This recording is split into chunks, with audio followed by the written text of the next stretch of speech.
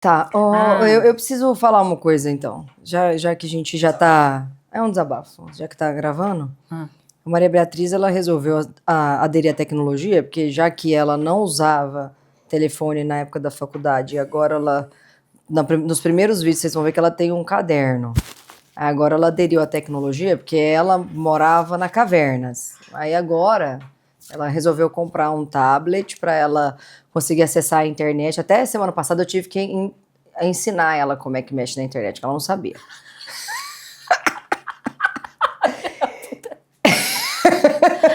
E aí agora ela começou a aprender. Então, sabe quando você pega a sua avó e você precisa ensinar a sua avó a... Meu filho, como é que eu entro nessa página aqui? Foi o que eu fiz semana passada com a Maria Beatriz. Então, ela agora aderiu à tecnologia. Parabéns! Você está avançando. Apesar de você ter falado que você era mais evoluída que eu, porque você não tinha um siso.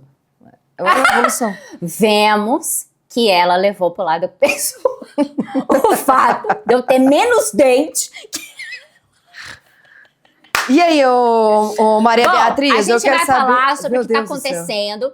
Bom dia, boa tarde, boa noite para você aí. Hoje você que vai segue. fazer o rodapé do início? Tá bom. É claro, porque você fez todos no mês passado. Tá bom, você ficou animada agora. Fiquei. Tá. Bom, a gente vai falar sobre dengue, porque tá tendo muitos casos de dengue aqui no Brasil. Esses casos vêm aumentando com grande frequência. E a dengue é uma endemia. Você sabe o que é uma endemia? Não, fala pra mim, o que é uma endemia? Uma endemia é quando uma doença ocorre em uma determinada região e aí ela começa a ter aumentos significativos. Então é só numa localização? Sim. Não extrapola aquela localização? Isso. Então a gente pode ter, dentro do mesmo país, vários locais que estão tendo maior surto. Então tem cidades que tem mais, tem cidades que tem menos. Então é uma endemia. Uma endemia. E uma pandemia é quando? Quando a gente tem uma disseminação mundial. Ah, isso é interessante. Certo? Então nós vivemos surto? E um surto. Você sabe o que é um surto? Eu sei. Você?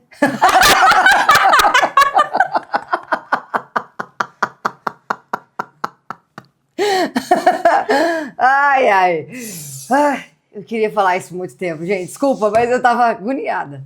E aí? O surto é quando quando ocorre, por exemplo, um caso de meningite em um bairro. Então, numa escola. Então, você tem numa comunidade um surto, certo? E uma epidemia. A gente estava falando que a dengue é uma endemia. E uma epidemia. Você sabe? Não sei, pode falar. Eu não sei. Então assim, tem a pandemia que saiu do Brasil. Isso. Certo? Antes de sair do Brasil, então todos os estados estão com casos aumentados, estão com casos, mas ainda não saiu do Brasil.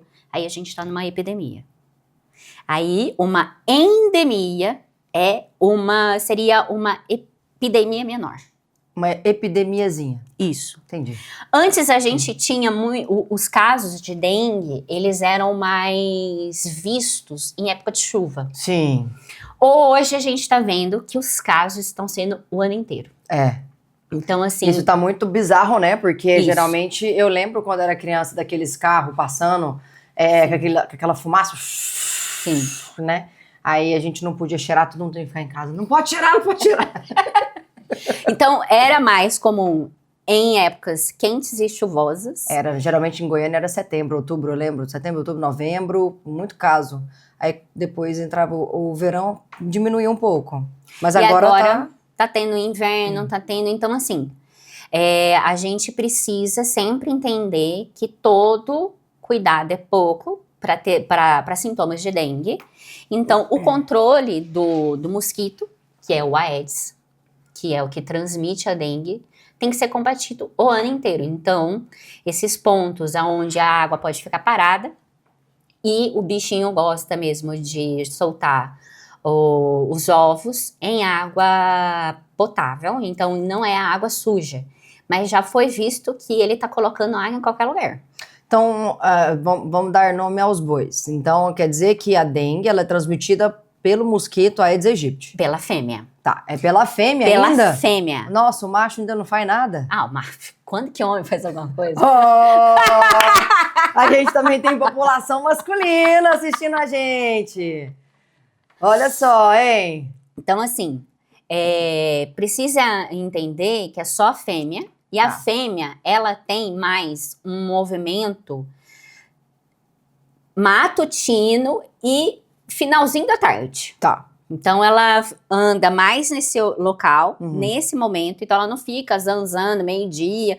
Não é porque a gente também não deveria zanzar meio-dia no calor. Então, ela fica mais ali no começo da manhã e mais no finalzinho da tarde. Então, quer dizer que no começo da manhã e no final da tarde eu tenho que ficar em casa. Você tem que usar, na realidade... Só vamos entender que eu vou ter que reduzir minha carga de trabalho. Você tem que usar carga de trabalho. repelente.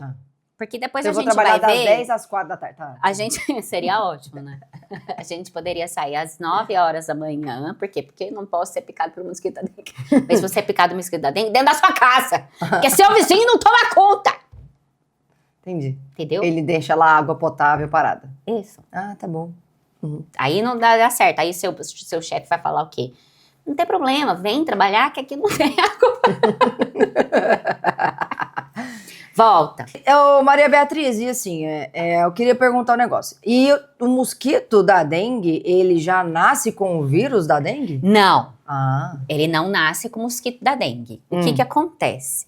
Acontece que ele pica uma pessoa contaminada. Que tem dengue. Que tem dengue. Tá. Ele demora de 3 a 10 dias para ficar com o vírus. Então, assim... Então, se você tiver com uma pessoa... Então, o vírus tem que começar a proliferar dentro dele, ele tem 3 a 10 dias para ele proliferar e ele ter a contaminação do vírus. Isso. Coitado e aí, a do contaminação do vírus é pro resto da vida do mosquito. Coitado do mosquito. Isso. Mas o mosquito também deve viver o quê? Dias? Aí e esse dado deveria ter pegado, mas não peguei. Ele vive tipo 80 anos com a gente? Se não... Eu acho que não, né? Não, Espero que não, né? Senão a gente tá fudido. Então ele demora. Então, por exemplo, assim, você tá dentro de um quarto que tem uma pessoa que tá com dengue e essa pessoa, ela tá no período de viremia que a gente já vai falar, de 2 a 6 dias. Ela o mosquito pica, né? O mosquito virgem. O mosquito virgem pica ela e ela te pica e você não pegou. Sim. Certo? Certo. Então, precisa esperar esse tempo de 3 a 10 dias pro mosquito ficar virêmico. Tá. O que é virêmico? Ficar com o vírus. E aí ele tá virêmico. Ele tá virêmico, aí ele te pica. Aí ele te picou. E aí agora eu tô contaminada. Você tá contaminada. Essa contaminação, então... Mas eu já começo a sentir os sintomas da hora que eu me contamino? Não. Você vai ter, só que geralmente às vezes a gente não sente esses sintomas, né? Mas o nosso período de incubação é de 2 a 5 dias ali da picada. Entendi. Então, se ele me picou agora, aí eu posso não ter nada e daqui 2 dias eu vou começar a ter sintomas. Isso. E quais são os sintomas? Geralmente, a pessoa que tem dengue, ela pode ter de pouco sintomática a casos graves e óbito. Não é muito conhecido casos assintomáticos de dengue. A gente vai passar a ter casos assintomáticos de dengue quando a gente aumentar a vacinação que a gente vai falar. Tá, porque o intuito da vacinação é esse. É verdade, tem vacina de dengue agora. Então, assim, quem tem dengue ou vai ter poucos sintomas, então ela pode sim ter dores e febre, mas ela vai ficar pouco sintomática. Ou ela pode ter sintomas que são sintomas mesmo que a gente espera, bem comemorativos. Então, quais são os sintomas clássicos? Clássicos, febre. Então, uma febre que pode durar até 6 dias. Então, do primeiro dia de sintomas até 6 dias. Tá, mas o que é essa febre? Porque assim, às vezes... Essa febre é uma febre alta. Desculpa, amiga. Desculpa te interromper. Não, você já quis socar minha cara agora pedindo desculpa, Tem um caso de bipolaridade aqui, gente. Mas o que eu quero entender é o seguinte, voltando. O que eu quero entender é o seguinte. É que eu sou educada. Eu vi. Educação de elefante. O que eu quero entender da febre é porque tem paciente que quando chega no pronto-socorro, ele fala, doutor, eu tô sentindo febre interna. E aí você vai medir a temperatura do paciente, a temperatura tá normal. Não, paciente... é febre que o paciente, você reconhece o paciente, que o paciente... Tá febril no toque. Tá febril no toque. Entendi. Então, assim, ou que ele está até pegajoso, ele tá com uma face, pode não estar naquele momento com febre, mas ele está com mal-estar geral, porque ele falou assim, eu saí de casa e tomei uma medicação para não ter febre, mas ele tá... Como é que é a cara? Dramaturgia ao vivo, gente. Esse não, é muito porque bom. eu falo pra paciente, eu nunca tive dengue. Mas dengue... Surto já. Surto já. Tá bom. Mas eu nunca tive dengue, no caso. Então, pra mim, quando às vezes eu atendo paciente com dengue, é uma sensação de que parece que o paciente, se ele pudesse, assim, fazer assim, ó. Se o paciente com dengue pudesse fazer assim, ó. Doutor, eu vou morrer aqui, ó. Mas só um pouquinho. Pô, a Globo tá perdendo. Record. Aí você pergunta, tá tudo bem? Patrocina. Pode falar, doutora. Tá. Aí ele fala. Eu tenho a impressão que o paciente, se ele pudesse fazer isso, ele faria. Tá. E além da febre, ele tem o quê? Então ele tem febre, só que a febre é uma febre de 38, 39 graus. Então é uma febre bem comemorativa. Tá bom. Não é uma febre assim... Comemorativa, quando a gente fala, não é comemorar... Não, gente. É uma febre alta. É uma febre alta, é uma febre que ela é realmente importante. Então, essa febre não ultrapassa o 6º dia de sintoma. Tá. A gente tem mialgia importante. O que é mialgia, Maria Beatriz? Dores pelo corpo muito grande. Entendi. Então, muita dor nas articulações. Tá. Mialgia é a dor que é no músculo mesmo. No músculo. Né? E aí dói mesmo. Dói. Você sente dor Sim. no corpo todo, porque o corpo todo tem músculo. E por que a gente tem dor atrás do olho? Eu ia falar o termo. O paciente tem muita dor atrás do olho também, né? Isso. Por quê? É porque verdade, pra gente movimentar os olhos, a gente também tem músculo. Então, quando a gente tem dor muscular, a gente também vai ter dor atrás dos olhos. E cefaleia é importante. Cefaleia é dor de cabeça, tá bom? Dor de cabeça. Além de ter essa dor nos olhos por conta da movimentação dos olhos, porque até mesmo quando a pessoa fica parada, que a pessoa tá de olho fechado, testa aí na sua casa, seu olho fica se movimentando. Ai, aposto que você fez. Ai, que tonta. Bom, volta. Desculpa, gente. Eu prometo que esse podcast é sério. Aí, você vai ter essa dor importante por conta dessa movimentação. E cefaleia muito grande, porque além de tudo... Dor de cabeça, Maria Dor Beatriz. de cabeça muito grande, porque além da dor no olho, você também tem febre. E febre também faz com que você fique desidratado. Mas a dor de cabeça é por quê? Porque o paciente não tem músculo dentro do cérebro. Não, amor, porque a dor de cabeça também vai se associar com o fato de você estar com uma febre muito grande. Você também fica desidratado. Então, isso também ajuda também a você também ficar com dor de cabeça. Entendi. Tá Bom.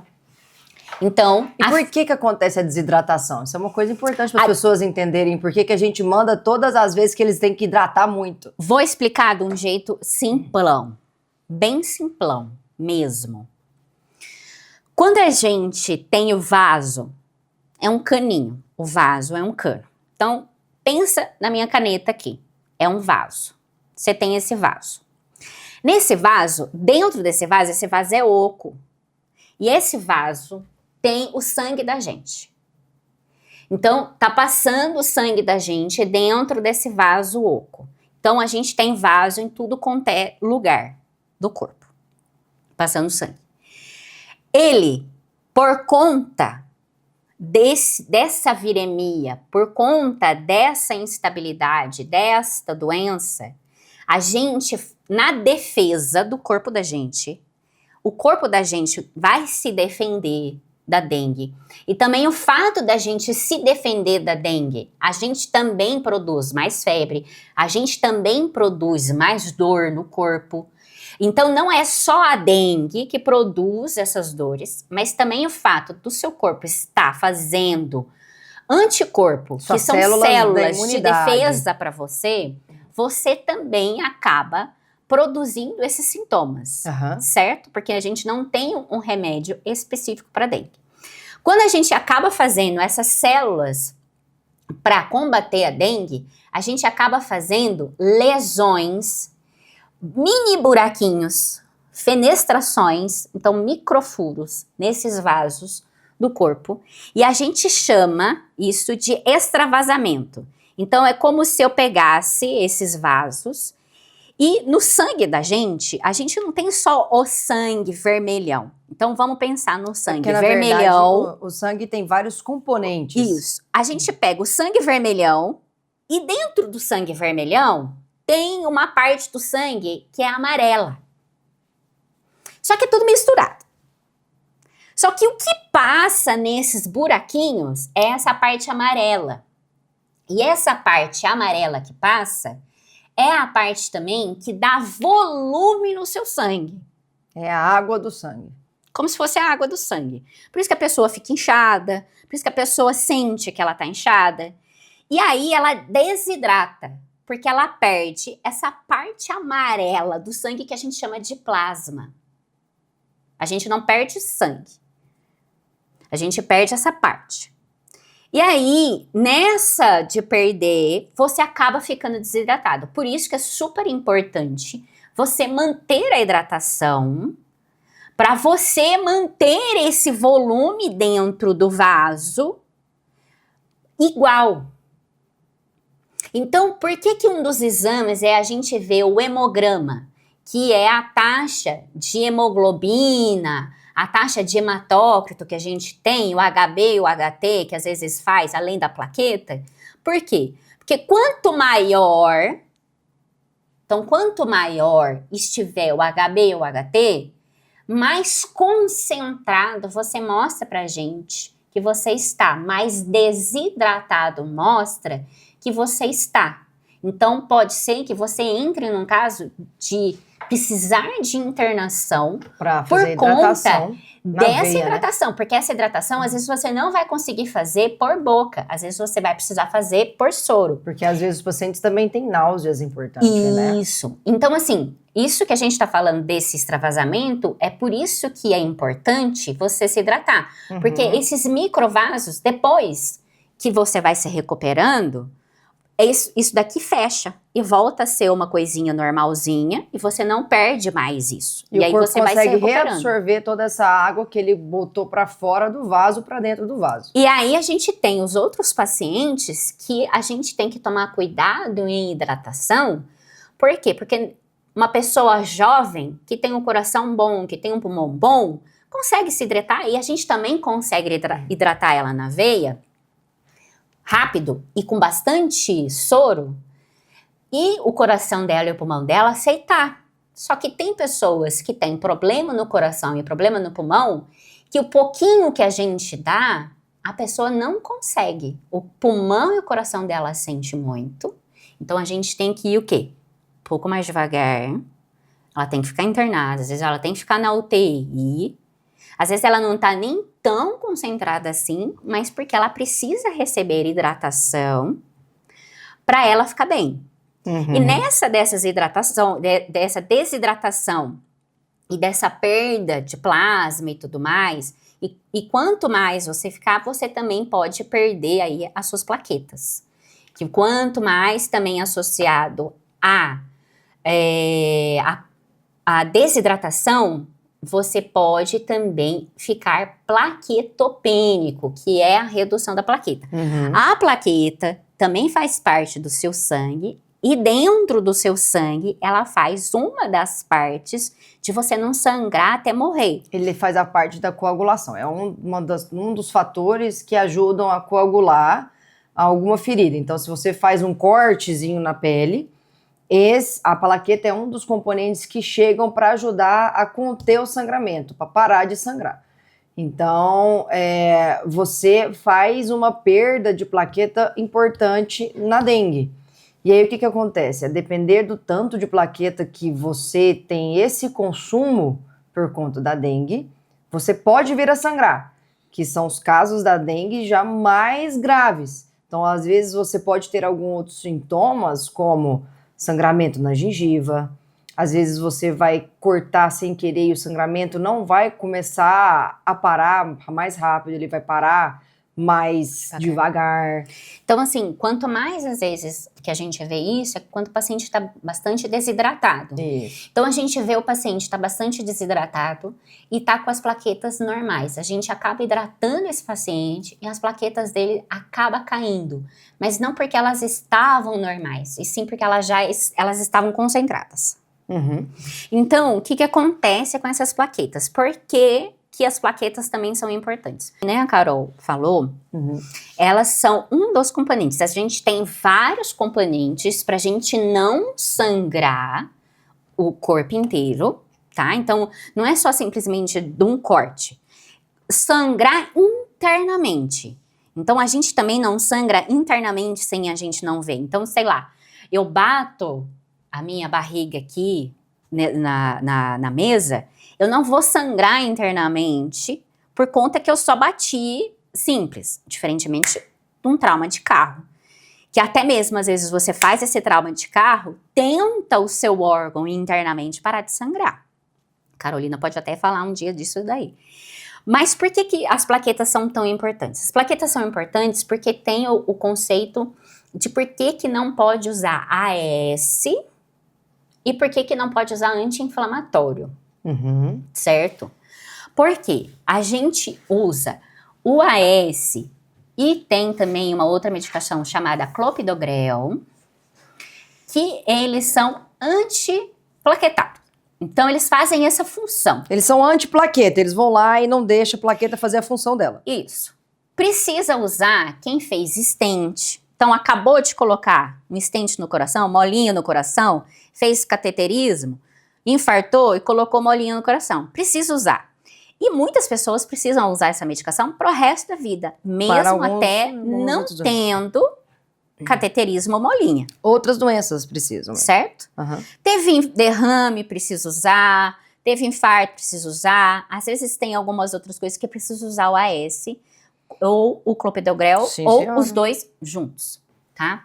Então, é super importante. Então, toda pessoa que toma AS ou clopidogrel vai precisar parar de tomar o AS clopidogrel porque tá com dengue? Não, e muita calma. Por isso que é super importante você ter o médico, você saber certinho, porque até um tanto de plaquetas que você tem, você vai continuar usando. É, porque você precisa ver o risco-benefício com o seu médico, dependendo da doença que você tem.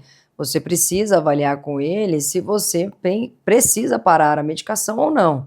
E isso que a gente fala aqui é uma coisa que a gente tenta explicar da melhor forma para vocês, o porquê muitas vezes a gente não pode passar o anti-inflamatório e nem os pacientes que fazem esse uso precisam consultar os seus médicos de origem pela parcimônia, porque se você tem plaqueta baixa e você precisa da plaqueta para não deixar ocorrer alguns sangramentos que vão ocorrer sem a plaqueta, você não pode dar uma medicação que é antiplaqueta. Senão o paciente pode vir a sangrar muito por uma coisa básica, que não deveria acontecer.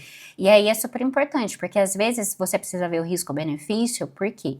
Porque se você tem, e você acabou de fazer um cateterismo, você não pode...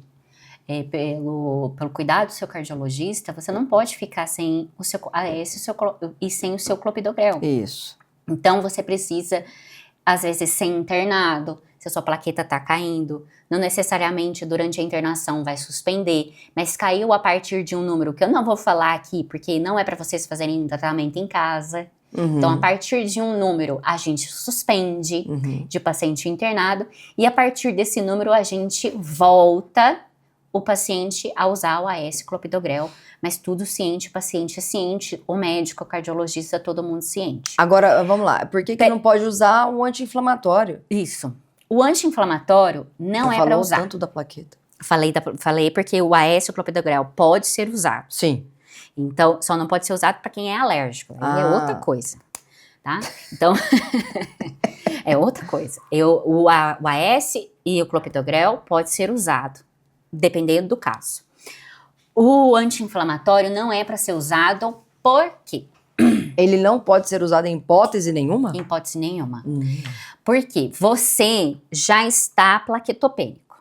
Você já está plaquetopênico.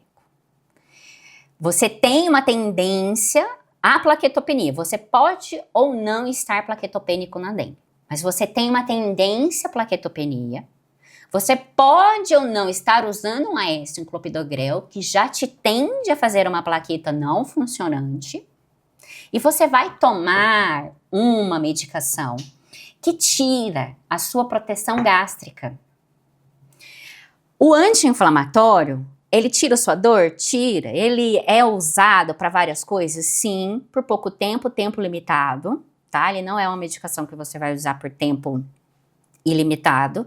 A gente também tem um ponto aqui de corticoides, porque corticoides também às vezes propiciam sangramentos gástricos, mas às vezes as pessoas fazem determinados tratamentos com corticoide, aí precisa também tomar cuidado, que não é para parar de tomar o remédio, senão a sua doença de base às vezes ela fica ativa.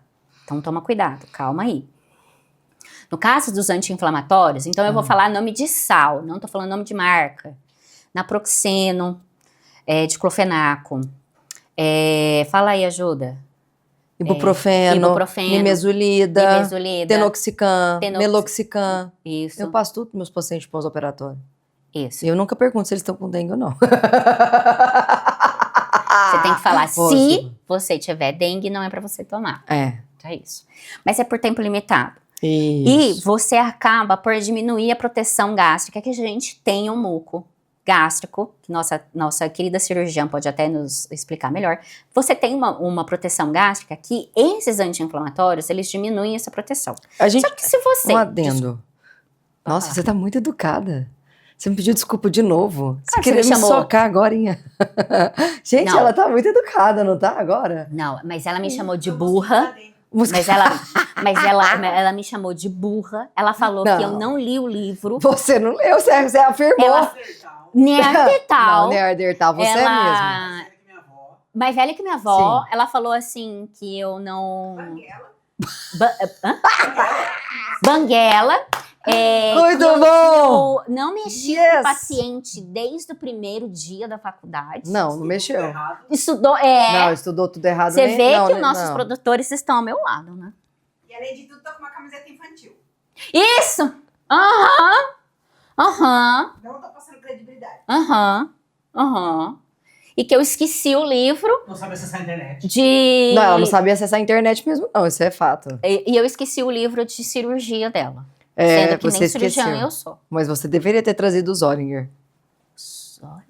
Mas eu não tenho. Aí, de novo. Ai, Jesus. Ai, Jesus, Ai. vai. O que eu quero falar é sobre a mucosa gástrica. A mucosa gástrica é uma muito importante, principalmente você que adora comer aquela fritura que você faz em casa. Eu não faço fritura. Você faz sim. Você come batata frita, você como. come... Não, ela jogou. Deixa eu falar uma coisa aqui pra vocês. Não. Que ela, nos últimos vídeos, não sei nem se vai dar, porque a gente fez um outro vídeo que não ficou bom, e aí eu pedi assim, não ficou bom esse vídeo, a gente não vai colocar esse vídeo, porque esse vídeo ficou péssimo. Ele ficou péssimo, ela já não tava falando nada. com nada. Ela falou assim, que você teve hemorroida. Porque eu cuidei da tua hemorroida. Teve mesmo, ela me Porque, ligou eu pra ter cuidei da hemorroida. hemorroida. E eu tive hemorroida mesmo. E aí, eu falei assim, sabe quando a pessoa joga verde e você colhe? Maduro! Eu assim, e eu lembro mesmo que eu tive uma hemorroida. E liguei pra alguém. Liguei pra alguém. Eu não. Mas não foi pra ela que eu liguei. Foi pra minha amiga. Como que é o nome dela mesmo? A Nem coisa. lembro da amiga. A Procto, lá da Unicamp, lá, a Qual coisa. das? Doutora Raquel? Não, a coisa. Doutora Lourdes? Não, que teve bebezinho, que tá tendo bebezinho. Doutora Lilian. Lilian, Ela é a Lilian. linda. A Lilian. Eu liguei pra Lilian. Lilian, lembra que eu fui lá no seu plantão? Gente, mostrei o fio fora. Olha, eu cheguei lá assim, deixa eu mostrar. Eu cheguei lá e falei assim. Oi, Lilian, eu tava lá na Neuro, você pode ver um negocinho aqui? Aí ela, Bia, claro que sim. Aí ela foi lá e viu e me deu tratamento, foi ótimo. A única pergunta que não quer calar. A dedada doeu ou não? Não, porque a minha hemorroida era externa. Ah, entendi. X. Eu não faço a mínima ideia. Um dia ela pode trazer hemorroida aqui e explicar pra vocês. Vou, com certeza. Tá, mas era hemorroida externa. Se você tiver foto da sua, a gente até pode dar. Uai, até que eu tinha. Eu posso falar que é de outro paciente, mas eu não tenho mais, não. Tudo bem. Era um trombo. Hemorroidário. Hemorroida doía pra caralho. Enfim, ela teve hemorroida. Aí, peraí, calma. Aí ela virou e falou assim, aí teve hemorroida e você ligou pra mim. E eu assim, porra, tive mesmo. E aí eu comprei a ideia que foi, eu liguei pra ela, não liguei pra ela, liguei pra doutora Lilian, proctologista, nada contra, linda, maravilhosa. Mas aí ela tá falando que eu como verdura verdura eu como sim. Tá só piorando. Ai, gente, vocês Eu como entenderam fritura. Como isso aqui é a vida eu real. como fritura sim. Não. Esquece. Não. Esquece, eu vou embora. Esquece. Eu não como fritura. Esquece. Para. Eu não quero mais saber. Volta.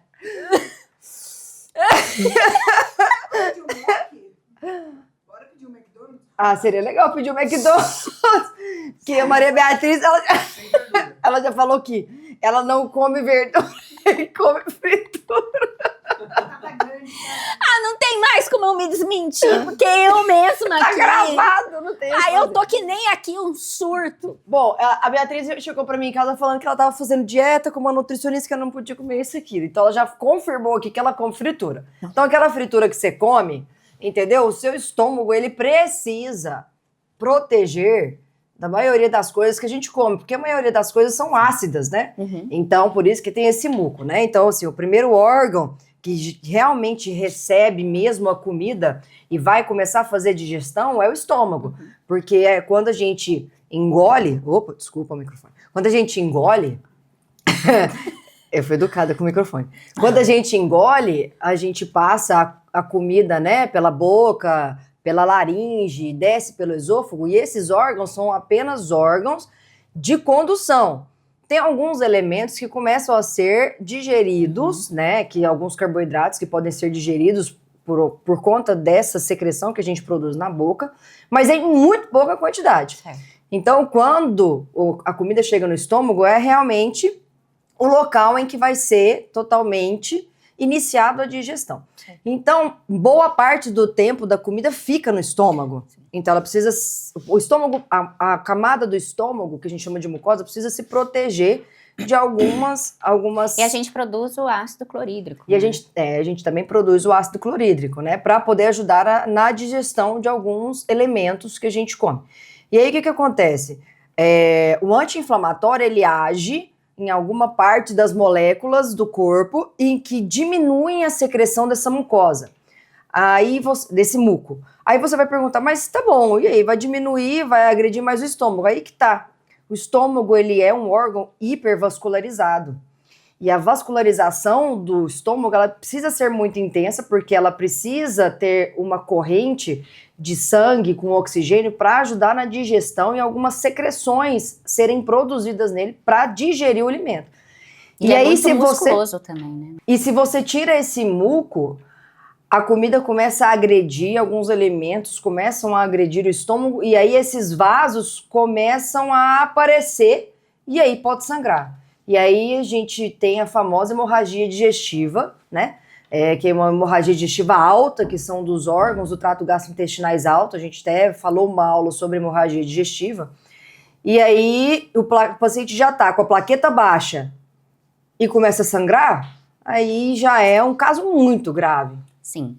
E aí, então, assim, a gente tem esse paciente que pode estar tomando AS, né, e o clopidogrel que eu expliquei. A gente não é para tomar anti-inflamatório. Isso. Pessoas que tomam corticoides, prednisona, hidrocortisona, esses pacientes em altas doses e estão fazendo tratamento, podem também ter sangramentos gástricos, mas eles não devem ser parados, porque às vezes a pessoa está fazendo tratamento para uma doença específica, então também devem sempre, quando chegar para o atendimento, falar que tomam essas doses dessas medicações. No caso... e uma pergunta. Bom, a gente falou do AS clopidogrel e falamos dos anti-inflamatórios, mas uma coisa importante. Então, assim, basicamente, o paciente, ele vai tomar remédio para dor, porque ele tá com dor e tem que ser hidratado. Isso. E também tem um outro remédio que agora entrou também, que é os anticoagulantes orais. Que também entra no mesmo quesito do AS do clopidogrel. Que os anticoagulantes são medicações que agem em outra cascata, que a gente chama, né, em outro lado da coagulação. Então, ele vai ajudar a anticoagular. Então, ele vai deixar agir... o seu sangue, de fato, fino, porque precisa deixar ele fino. Exatamente. Por vários motivos. Porque você tem uma arritmia, porque você tem uma prótese metálica no coração, porque você já teve uma trombose na perna, porque você já teve uma trombose no pulmão. Então, você precisa tomar essas medicações. E essa medicação, ela não pode ser parada. Então, não necessariamente porque a sua plaqueta caiu que ela vai ser parada. Por isso que pessoas que tomam AS, clopidogrel e os anticoagulantes, se tem a plaqueta baixa, devem ser internados, e às vezes eles são internados não por conta dos sinais e sintomas, e sim por conta da queda da plaqueta. E por vigilância, né? Para a vigilância de não sangramento, tá? Não vou aqui falar qual que é a dose, porque não é para falar, esse não é o intuito mesmo. Ótimo. E é isso. Então, assim, o medicamento que pode paracetamol, pode dipirona, soro de reidratação oral, eu prefiro o sem sabor, mas tem com sabor. Gente, soro de reidratação oral. Você sabe fazer soro caseiro em casa? Por favor, é um soro caseiro. Pergunta para sua avó. Ou vai no Google e digita como fazer um soro caseiro. Ou então você vai no YouTube e as pessoas ensinam. Muitas vezes já tem o sachêzinho lá na farmácia para você comprar. Mas se você em casa tiver sal, açúcar e água, você consegue fazer o soro caseiro para você tomar todo dia. E pode deixar na geladeira. Geralmente esse que você faz... Esse que você faz, ou que você compra, ou que você faz, tem 24 horas de duração e você pode tomar em livre demanda. Ele tem bastante sais, então ele tem sódio, potássio, ele tem cloro, porque tanto o açúcar quanto o sal, né, o sal e o açúcar, eles vão ter esses componentes hidroeletrolíticos que faz com que a gente melhore desses sintomas de desidratação. Pode tomar água com gás, água sem gás, água de coco, suco de frutas, preferir não suco de caixinha, mas suco naturais. Outro sintoma que a pessoa pode ter, além de febre, dor no corpo, cefaleia, ela pode ter a náusea, vômito, diarreia, né? Então, precisa sempre. A diarreia, geralmente, a náusea a gente é mais firme para acabar com ela, então tem várias medicações que você pode tomar, ou às vezes você vai precisar ir no pronto-socorro para você parar de vomitar, até mesmo para você ingerir, então é importante que você não vomite para você se hidratar. A diarreia tende a ser autolimitada também. Você pode... Ela começa e para. Isso, autolimitada é bem menos do que uma intoxicação alimentar. Então, às vezes é 1, 2 dias e não é um sintoma assim tão importante. Que nem também você pode ter dor de garganta.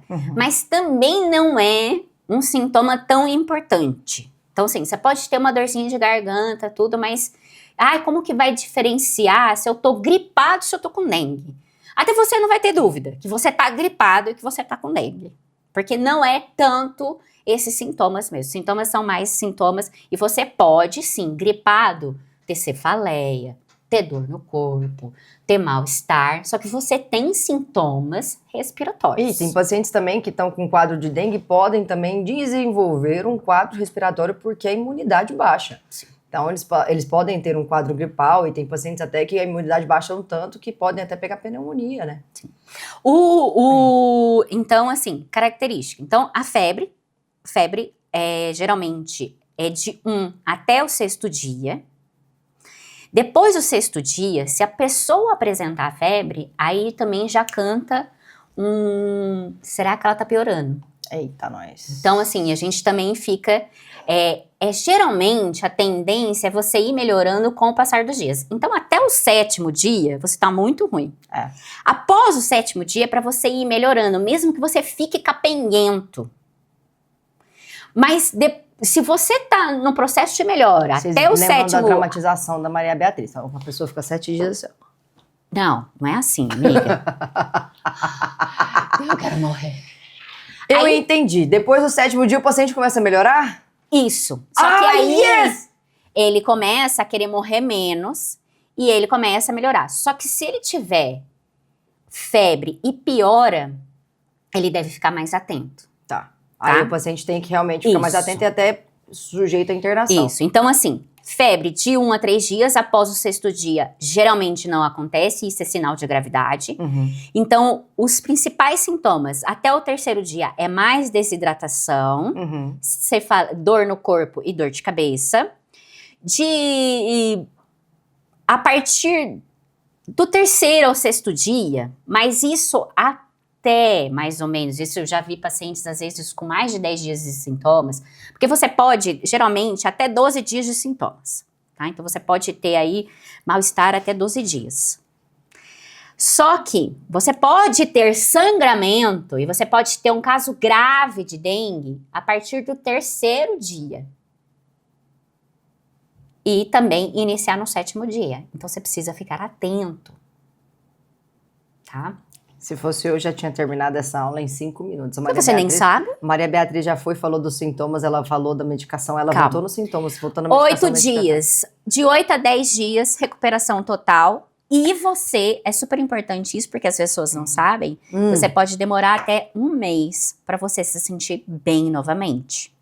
E como é que faz pra gente prevenir não ser picado pela dengue? Tem alguma coisa? A gente vai usar o repelente e as pessoas que estão com dengue, principalmente quando elas estão no 2º e no 6º dia de sintoma, elas têm que usar, que senão o mosquito vai pegar ela, vai pegar a dengue. Esse é o problema, né? Esse é o problema. Quando a pessoa tá dengosa, ela acha que ela não precisa passar repelente. Então, os exames principais, que nem eu falei, é hemograma, hematócrito e plaqueta, que você vai fazer. Não necessariamente você precisa ficar repetindo esses exames. Quem vai ver isso é mais o médico. Os exames de dengue, os sintomas, né? Então, o diagnóstico é clínico, certo? Para você ver o sorotipo, só existe o PCR, né? O RT-PCR. Isso é mais para questão de estudos, para saber qual é o subtipo, que a gente tem 4 subtipos rolando. Então, qual é o mais subtipo que está acontecendo. Então, isso não é meio usual. Tem o SN1, que é o teste rápido. NS1. Isso mesmo, amiga. O que eu falei? O que eu falei, amiga? Ai, Deus, tá vendo? Eu sou cirurgiã, mas eu sei clínica, gente. Eu sempre falo SN1. É porque SN1 pra você deve ser sei não 1. Volta. NS1. N é isso que tá aqui no meu resumo, exatamente. Viu? NS1, que é o teste rápido, Isso. tá? Ele é até o 5º dia de sintomas. Mas o que geralmente faz é a sorologia, o IgM e o GG, que é a partir do 6º dia, que você pode fazer no postinho, tá? Ok. Sobre outra questão que a gente... Lembrando, então você só pode pegar 4 vezes dengue, porque a gente só tem 4 sorotipos. Então, para cada sorotipo, você vai fazer uma imunidade pro resto da sua vida. Quando você pegou uma dengue, então você pegou a dengue tipo 1, você pode, até em 1 ano, ficar evitado, prevenido de outras dengues, se tiver surgindo outro subtipo. Ou tem pessoas que ficam só 1 mês, então de 1 mês a 1 ano, A pessoa fica imune. aos 4 subtipos. Então, você pegou o tipo 1, você fica, pode ser de 1 mês a 1 ano, imune aos 4 subtipos. E quando fala da dengue hemorrágica? Da dengue hemorrágica, amiga... É algum subtipo ou a pessoa pegou a dengue? Não, geralmente é quando você pega mais vezes. Mas você pode ter desde a primeira vez, mas geralmente é a partir da 2ª vez. Por quê? Porque você já tem uma imunidade. Então, a sua expressão, a sua resposta pode É ser mais maior. agressiva, É mais entendi. agressiva, Ah, tá? legal. Muito bom. E só pra gente, então... Finalizar, os Fechar com tratamentos. chave de ouro? Os tratamentos são dipirona, paracetamol e Aham. o que eu já passei aqui. E quando você tiver já com alteração de exames, você vai ser internado, você vai precisar ficar, às vezes não necessariamente você vai precisar ficar em UTI. E tem a dengue hemorrágica, que aí já no caso já é um quadro muito grave, você já chega bastante instável, às vezes você precisa de suporte, de vários suportes de vida, mas é um caso assim que a gente consegue reverter se a gente conseguir hidratar o paciente antes, se a gente conseguir ver esse paciente antes, esse paciente... Porque o bom da dengue é que assim, o paciente ele procura o posto, porque... A dengue não tem nada de bom. Não, tem. Eu vou falar uma coisa, o que tem bom de doença que dá sintoma é que a pessoa procura. Isso é verdade. Então, quando a doença tem muito sintoma ruim, a pessoa procura antes. Então, tô ruim, não melhorei, tô vomitando, então a pessoa ela procura. Então, não tem jeito de você ficar com a dengue ruim dentro de casa, a não ser que você for um retardado. Aí você fica, mas não dá, né? Então, é isso. Aí, sobre a vacinação. Calma, vou finalizar. Inferno! Nem no meu podcast eu tenho tempo pra falar. E tem vacina da dengue? Tem vacina. Eu já tomei. Você já tomou? Não. Se fudeu. Bom, ela chama Dekenga. Dekenga! Amiga, eles inspiraram em você pra fazer a vacina. Podia tocar uma musiquinha do... Como que é? O Pablo Vittar.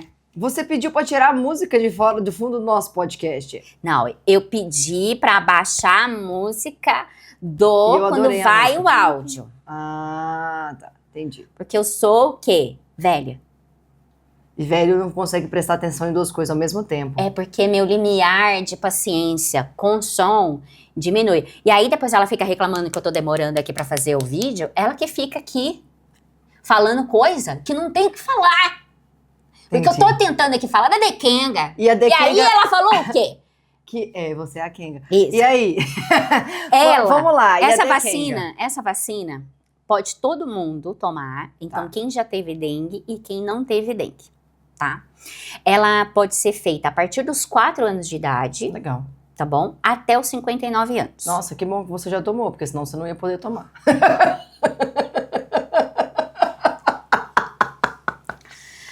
Eu depois enfia assim no ouvido. Eu só não vou enfiar que essa caneta custa caro. Aí vai sujar a caneta. E aí? E não tem ainda estudos para idosos, né? A gente espera que tenham mais estudos para idosos. No SUS, ela é liberada dos 10 aos 14 anos. Uhum. E tem cidades, que nem lá em Campinas, que estavam aumentando esse número da faixa etária, porque os pais não estavam levando os adolescentes, os filhos para vacinar, né? Aí não sei, né? Porque aí só me sobe um ódio dentro de mim para isso, mas muitas pessoas aí se vacinaram, porque aí a pessoa que vacina a dose dela, porque é uma dose, dali 3 meses ela precisa tomar outra dose, então a dose dela fica guardada, tá? E a eficácia global dos 4 subtipos é de 80%. Então quer dizer que se eu tomar vacina hoje, eu tenho... Você vai ter 80% a partir da segunda dose. Calma, 80% de chance de estar imune e não pegar a dengue. Você vai pegar a dengue, mas 90,4% você não será hospitalizado. Então eu vou ter sintoma do mesmo jeito? Amiga, você vai ter assintomático, sintoma abaixo, e você 90,4% você não vai ser hospitalizado. Entendi. Você não vai ter dengue hemorrágica, caralho. Entendeu? Assim, só pra gente finalizar. Você vai pegar a dengue? Vai. Por que você pode pegar a dengue? Porque tem um monte de ser humano que tem água em potinho, água na puta que pariu, que não cuida do reservatório da porra do mosquito, certo? Tem o povo que taca a porra da dengue e não usa repelente. Tem pai que não leva a desgraça da criança pra tomar a vacina, certo? Então, aí você vai tomar Me recompondo. a vacina. Ela tem uma eficácia global de você ter a dengue, essa dengue ruim, de 80% sobre os 4 subtipos. Tá bom. E você tem uma prevenção de casos graves. O que é caso grave, gente? É você ter dengue hemorrágica de você ser hospitalizado. E Então, você morrer. um soro, uma dipirona e um paracetamol, você vai resolver na tua casa. Tá bom. Já entendi. Então quer dizer que eu vou tomar vacina pra ter sintoma? Uai, eu vou... Gente, Você é brincadeira. vai você tomar vacina e você vai ter sintoma sim. E eu não quero nem saber. Tá bom. E chega de assunto e vai tomar essa vacina. E a vacina, se você tiver dinheiro, você vai lá pagar, custa R$400 a dose, por dose. Porque fica comprando brusinha, fica comprando as coisas, você fica comprando seu peito, você vai comprar. Amiga, Você bota vai. um cropped. Você vai. E quando você fica atento, se você não tem dinheiro, você fica atento, porque aí você aproveita que os pais, tudo trouxa, não tá levando os filhos de 10 a 14 anos pra tomar vacina, aí você, que é mais esperto, fica vendo na tua cidade se aumentou a faixa etária. E você aproveita e vai lá e toma de graça. SUS, tá bom? Eu tomei a minha em janeiro, depois eu tomei a minha em maio, que tá batendo um surto ano passado. Ó, maravilhoso. Nunca tinha tido dengue, quer dizer, nunca tive, né? Não? Não. Você já teve peste? Não. Nunca tive dengue. E se você não tomar a vacina... Não tomei. Mas eu não tomei mesmo. Mas você tem que tomar. Agora você tá informada. Não, mas eu tenho muito tempo ainda pra poder tomar. Que até 56 anos, tô muito nova. Mas você não pode falar isso no nosso podcast. Você tem que incentivar as pessoas a tomar vacina, filha da puta. Gente, por favor, toma a vacina. É muito importante tomar a vacina. E eu tô falando isso aqui porque senão eu vou ser com certeza nocauteada nesse podcast.